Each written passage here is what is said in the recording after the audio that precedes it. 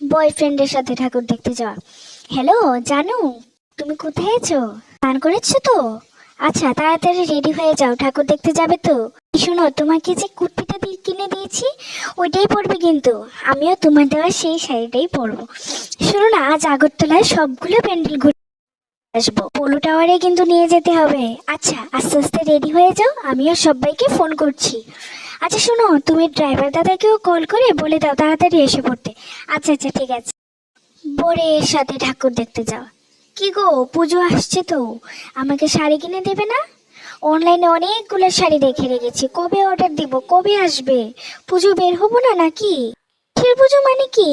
বিয়ের আগে কত সুন্দর ঠাকুর দেখতে যেতাম, এখন নাকি কিসের ঠাকুর দেখা? হায় রে, আমার কপাল পোড়া। দেখ, ভাল লাগে না, জীবনটাই শেষ আমার।